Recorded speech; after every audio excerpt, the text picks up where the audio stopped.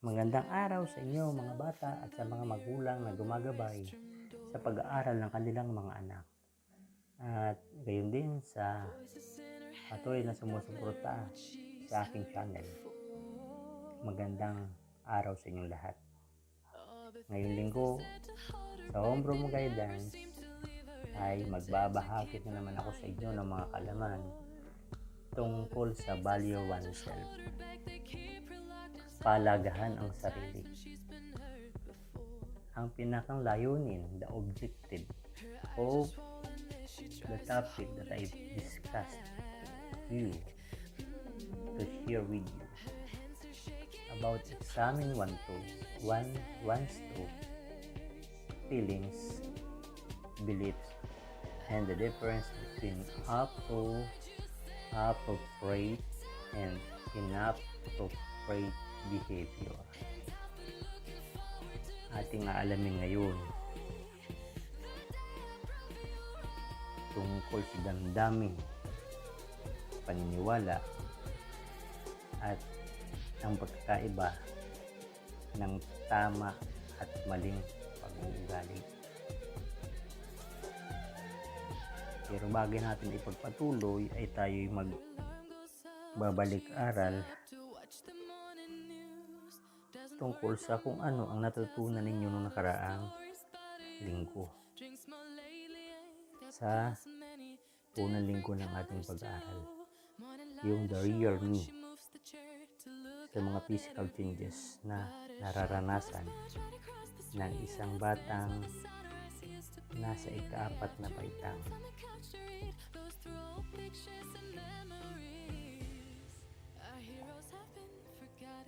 Pag-aralan ang mga kahon. Sa kahon na to, physical changes, skills, and interest. Ano ba yung mga kakayanan niya? Ano bang skills meron siya? Ano bang interest niya? Physical changes muna tayo. Ang Kinder grade 1, grade 2 and grade 3, at grade 3 and grade 4.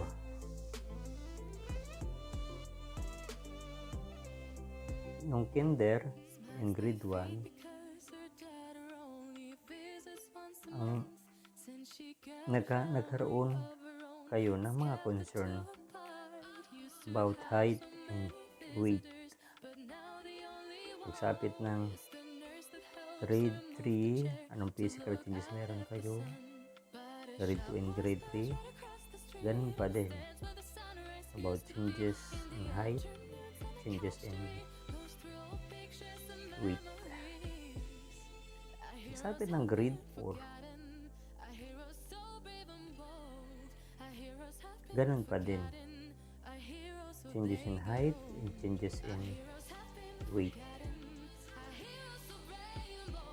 Balik, punta natin itong sa skills. Nung Kinder in grade 1 ka, nag-uumpisa ka palang tuklas ng mga kalaman ng Kinder ka. Ano bang meron sa iyo? Ano bang skills meron ka? Writing, singing, reading. More in playing. More on adaptation of playing. Mga paglaro ng mga ng Kinder ka. Tinuturuan ka ngayong magsulat, humawak ng ballpen.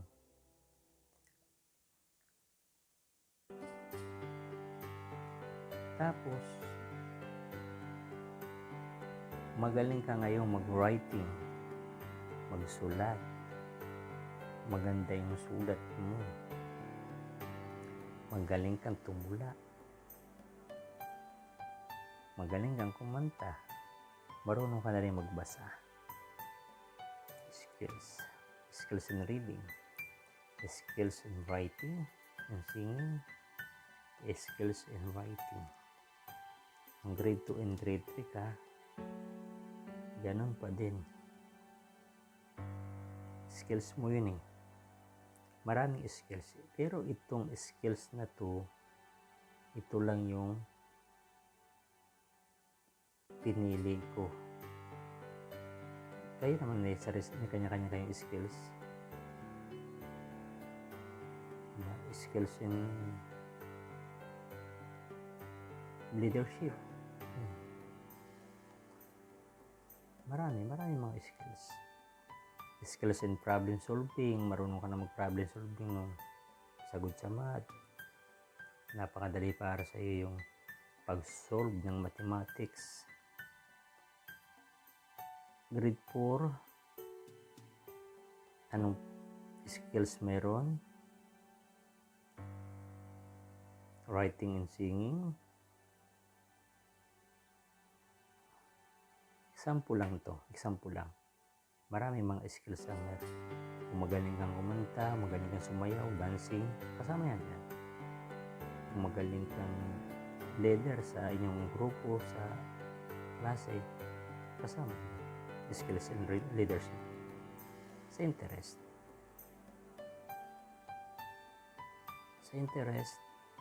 kung ano yung writing, diyan ka interesado sa pag-drawing, sa arts. Yan, nag-uumpisa yung pag-drawing ng mga anime, yung mga dinodrawing mo yung mga mukha ng kaklase mo. Playing, ano bang gusto mong laro?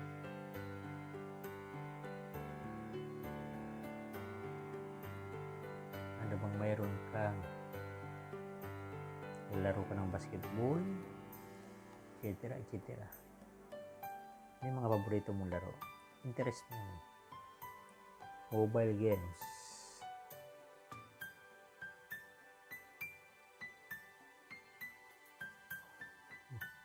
arts, sapit ng grade 2 and 3, halos ganun pa din. Yan pa rin yung skills mo, yun yung hilig mo, yan yung gusto mong gawin, yan yung interest mo. Pagsapit naman ng grade 4, ang skills mo ay music. Ang interest mo singing. Ang skills mo ay singing. Dapat ang interest mo yung mga magagandang kanta. So, dyan pumapasok yung writing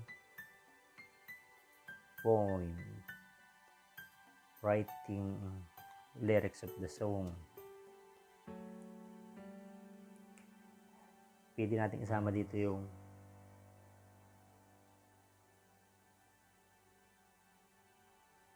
you have a skills of being a painter, and the skills mo ay yung arts. Okay, marami kayong mga skills, marami kayong mga interest na habang nagkakaedad kayo, ito ay unti-unting nadidevelop. Unti-unti itong nagpo-progress na pagyayaman ninyo. Okay, bago natin ituloy ang ating video, aralin, huwag kalimutang mag-subscribe at i-hit ang notification bell para updated kayo sa mga bagong video na aking ilalabas. Shout out nga pala sa mga batang mag-aaral ng Bienvenido Arapujas Memorial Elementary School sa walang sawang pagsubaybay sa aking videong aralin at sa kanilang pagsusumikap. Shout out to all of you at sa mga magulang na sumusuporta sa kanilang pag-aaral. Bago ko ituloy ang bidyong aral nito, shout out sa lahat ng mga nanonood sa bahagi ng probinsya ng Quezon, sa bahagi ng probinsya ng Batangas, sa bahagi ng probinsya ng Bulacan at sa Metro Manila. Happy viewing to all.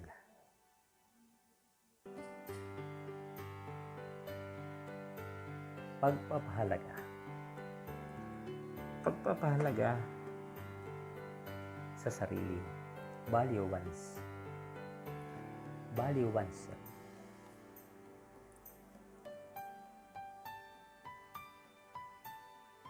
Keep in mind, tandaan ninyo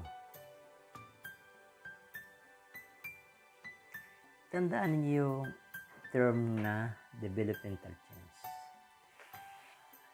It's a kind of process of change that happens in every person while growing up. It includes physical changes in the body, learning of new skills, improvement of strengths, and overcoming weaknesses, among others. Yan, sa mga pagbabago na yan, developmental change, ito'y proseso ng mga pagbabago na nangyayari sa bawat tao habang tayo lumalaki. Nandito yung mga pagbabago sa mga bahagi ng katawan, yung pagtuklas o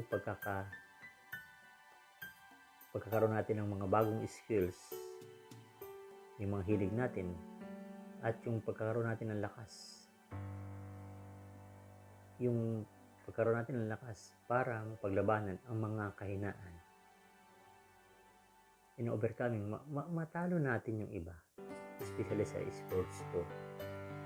Yung mga interest sa sports kadalasan, para mapaglabanan ninyo yung kahinaan ng iba. Magkaroon ka ng lakas, kakayanan, para mapaglabanan ninyo yung kung saan sa pagkipagkumpetensya to. Bilang bata, dapat kayo ay marunong makipagkumpetensya sa iba't ibang larangan. Okay? Skills. Pag nagawa niyo yan, kakaroon kayo ng skills. The skills na to are abilities to do something well. Examples are reading, communicating, writing, listening, and solving math problems. Yan. Skills na yan, pinakita na rito yung examples are reading, communicating, writing, listening, and solving math problems. Tandaan to, keep in mind. Interest are things that you want to have. To do or learn. Examples are running, planting, cleaning, and eating, and washing. Yung mga interest nyo. Interest in eating delicious food, washing clothes, especially sa edukasyong pantahanan at pangkalusugan. Ito'y bahagi pa rin ng ating pag-aaral, ang tungkol sa paglalaba, ang tamang proseso ng paglalaba. Eating, ano bang pagkain yung gusto mo? Gusto mong kainin yung paborito. Cleaning, tumutulong ka ba sa mga gawaing bahay? Interest mo ba to? Yung pagtatanim ng mga halaman, nagkakaroon ka na ba dito ng interest? Hindi ka ba sumasali sa mga takbuhan?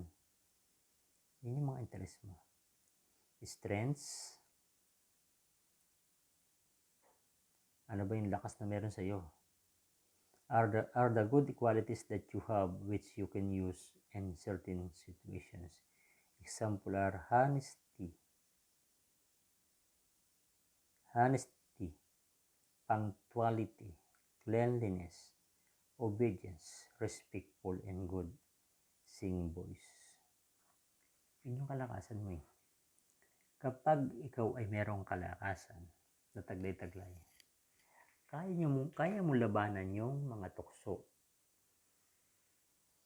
na pumapaligid sa iyo.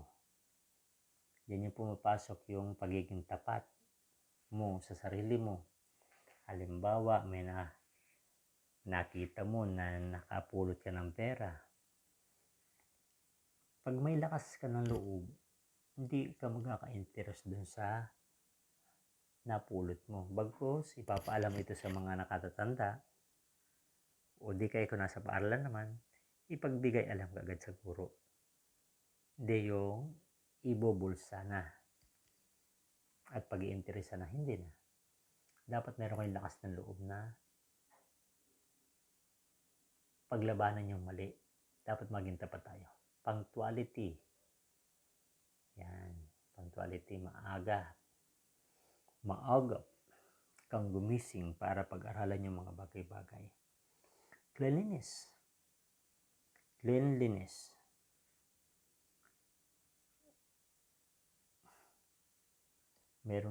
Malinis ka ba sa katawan?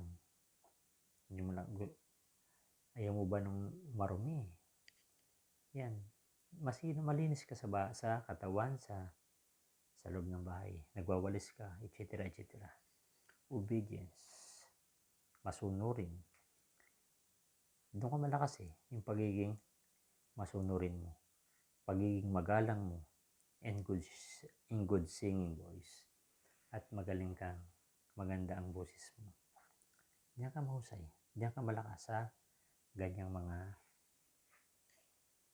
ugali. Weaknesses. Ito naman yung kahinaan mo. Anong mayroon ka? Saan ka mahina? Alam ba, you cannot solve problems in mathematics. It's a kind of weaknesses. You are not easily read some paragraph. Mahina ka doon.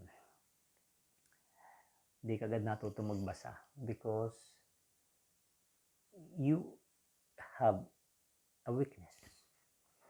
Mayroon kang kahinaan na loob. Lakasan mo loob mo para maisagawa mo yung mga bagay na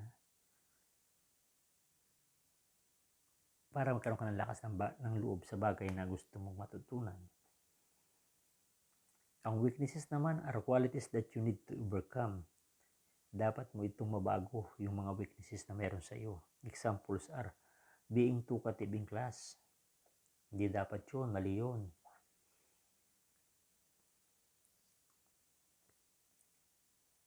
Pala-absent ka. Mahiyain, impatient, and indecisive. Bastos na ugali. Hindi dapat yung ganon. Yung mga maling pag-uugali, yun yung weaknesses mo eh. Nambubuli ka. Lagi kang late sa klase. Kung saan ka pumupunta. At hindi siya mapagpasensya. Hindi mapagtimpi. Maling mga pag-uugali yun. Na dapat taglayin. Na hindi dapat taglayin ng mga bata. Yung mga ganun. Dapat magkaroon kayo ng lakas. Remember, to practice good or positive behavior towards others, so you can maintain good relationship. Kapag naisagawa mo at naibubuhay mo yung mga positibong pag-uugali, may mga positibong pag-uugali. Yung pagiging mabait, isang positibong pag-uugali yan. Yung pagiging mapagtimpi ay isang positibong pag-uugali. Yung pagiging mapagpasensya, isang uri ng pag-uugaling makatutulong sa inyo sapagkat magkakaroon kayo ng magandang pakikitungo sa iba. It also includes having appropriate thoughts, feelings, and beliefs sapagkat magkakaroon ka ng angkop. Nagkakaroon ka ng tama na kaisipan. Nagkakaroon ka ng tamang nararamdaman at angkop na damdamin. Appropriate behavior is the proper way on how you react to given situation. Yung marunong kang mag-control sa sarili mo. Iniisip mo muna. You think first before you decide some decision. Bago ka mag-decision. Hindi yung padalos-dalos. Yun. Is the proper way how to react to a given situation. Lahat ng bagay na inyong gagawin ay dapat na pag-iisipan muna. Tama ba itong gagawin ko?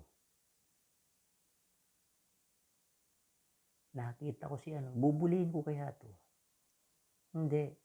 dapat hindi tayo nakakasakit ng damdamin ng iba. Yun yung tama. Dapat marunong kayong magpahalaga sa damdamin ng iba. Dapat alam na ninyo, bilang isang bata sa ika-4 na baitang, dapat alam na ninyo kung saan kayo lulugar. Halimbawa, sa bahay, may bisita sina mama at sina papa mo. Sa loob ng tahanan, dapat iniiwasan mo na sumagot-sagot sa mga magulang. Sumagot sa mga nakatatanda.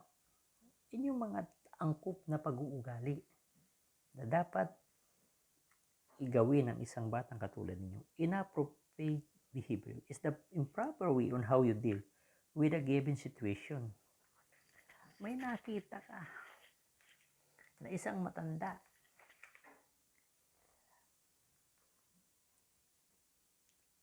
proper behavior ba na masasabi nyo na yung matanda na naglalakad ay pinagtawanan? It is an appropriate behavior or improper way of dealing with others. Yan yung gusto nating ipaunawa sa loob ng tahanan. Maging kayong mga magulang, dapat ituro ninyo sa inyong mga anak how to deal in a given situations in a proper way. Dapat tinuturo nyo isa-isa yan para matutunan ng mga magulang, ng mga bata ang tama at angkop na pagre-react o pagkukomento sa mga sitwasyon na nangyayari. Turuan natin ang mga bata. Example situations, your classmates got the highest score in the test.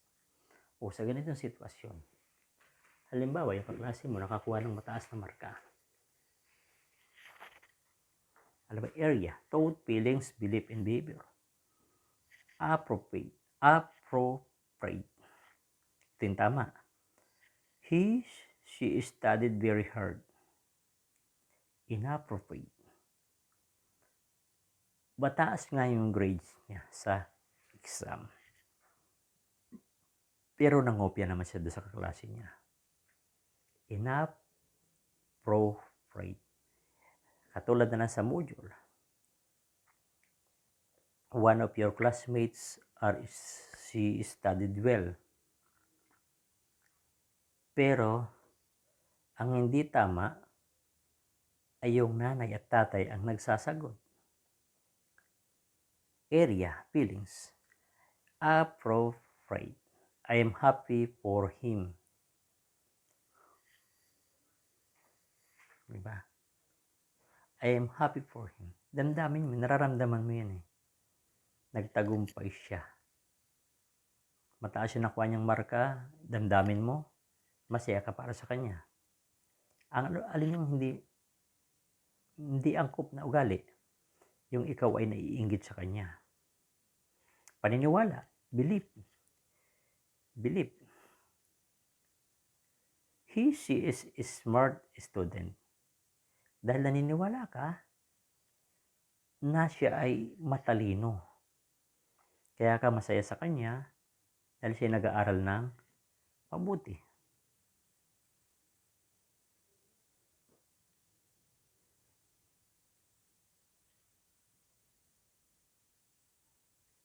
Kasi nag-aaral sa mabuti. Yan. Inappropriate. It is just luck. Kasi iniisip mo lang na nakatsamba lang siya sa mataas niyang marka. Yung kasi iniisip nyo. Iniisip mo kasi, ay hindi siya matalino, nakatsamba lang siya. No. Behavior. Appropriate behavior. I will strive harder just like him. Yan. Yun yung angkop. Gagayahin. Mag-aaral din ako mabuti na katulad niya. Inappropriate. I will bash him. ibabas mo. Yung aasarin mo. Hindi tama yung ganong ugali. Yung kaklase mo, halimbawa, ang kaklase mo ay si Cyril. Ikaw naman to, bilang ikaw, gagayahin mo si Cyril na mag-aral mabuti. Magsisikap ka para maging kang smart at dapat maging masaya ka doon sa ibang bata na nag-aaral ng mabuti. Itapon to, malito. Inappropriate, hindi dapat natin ito isabuhay. You can do it. Suggested time allotment 25 minutes. On your module, ay gagawa kayo ng isang action plan. What is your plan to do? Ano yung gagawin nyo? Sa isang bahagi ng papel, sa isang pirasong papel, ay number 1, yung ihanda ninyo. Number 2, name one weakness, yung kahinaan nyo, that you have think of how you just wish to address it. Susulat niyo yung kahinaan niya doon na paano mo ba ito how you wish to address it. Paano mo ba ito mababago? Create a plan of action on how you are going to overcome your weakness following the template below. Write the appropriate behaviors that you have. Ito, kasunod. Yan, makikita niya. Ito yung action plan, some action plan. Ito yung pinaka-template. May plan of action to overcome my weakness. Kagaya niya to.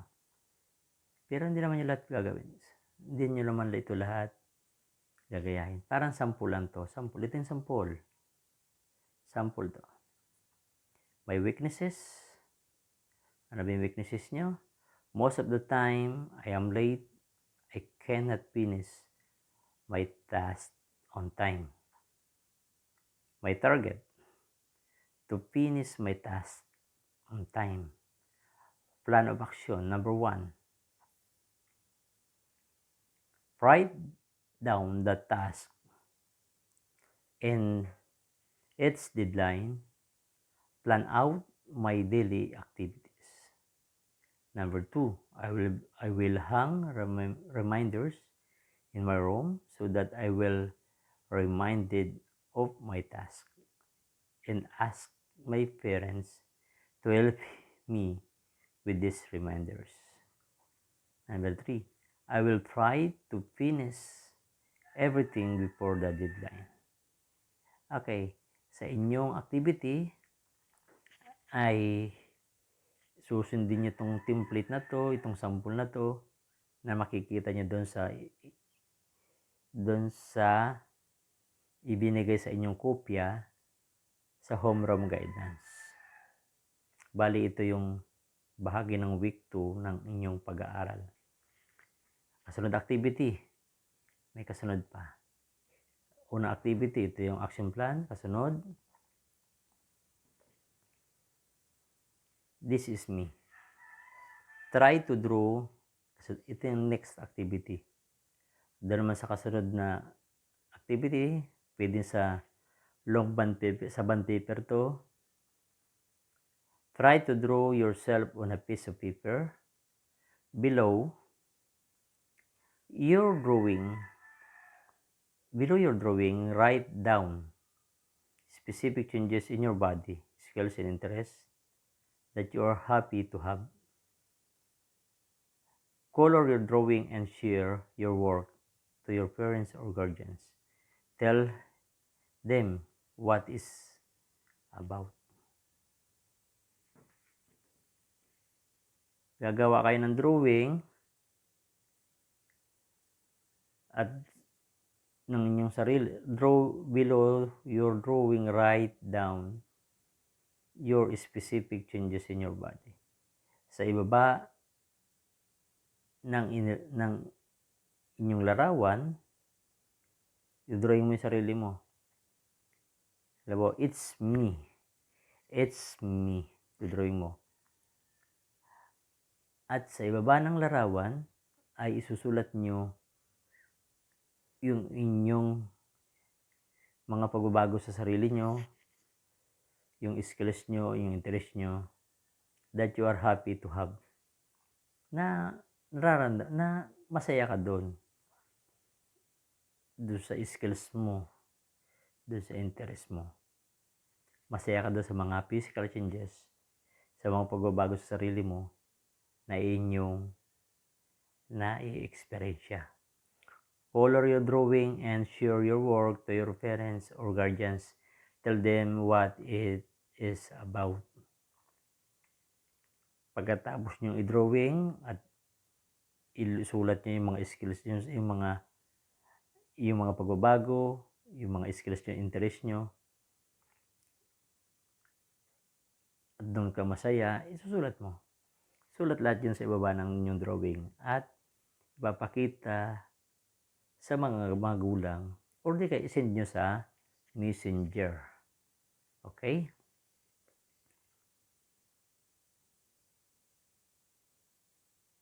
What I have learned. This is me. Parang sampulan to. Yan. What I have learned. Ano ba yung natutunan nyo ngayong linggo? This is me.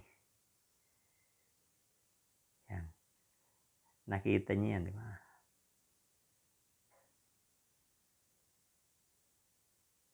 Diba? Nakita niyo larawan, titigan niyo larawan.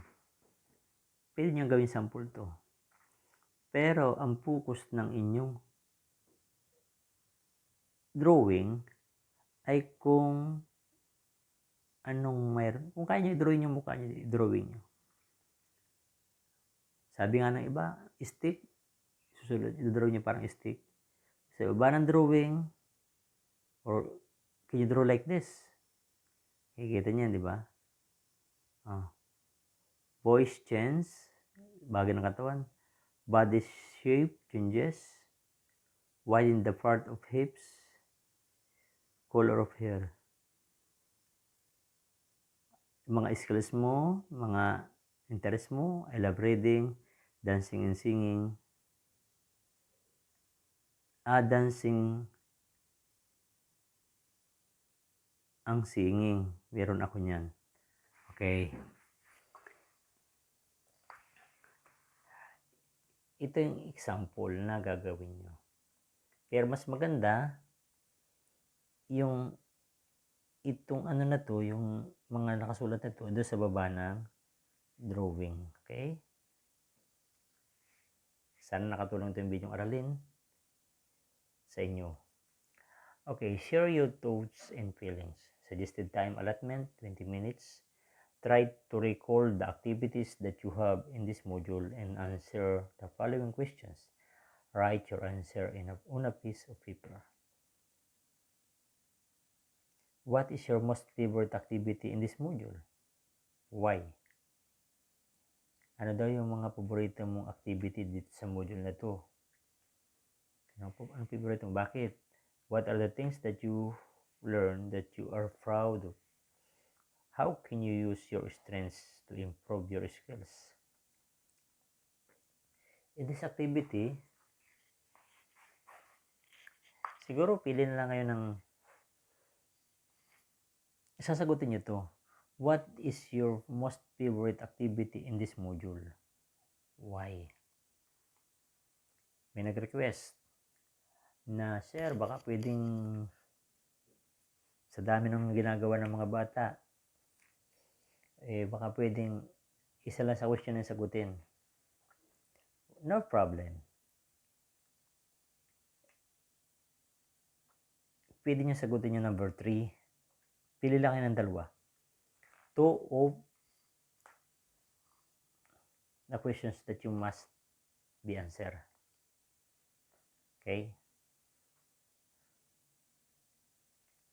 Okay, don't forget to subscribe my channel. Natatapos na po tayo. Sana nakatulong ang aking videong aralin.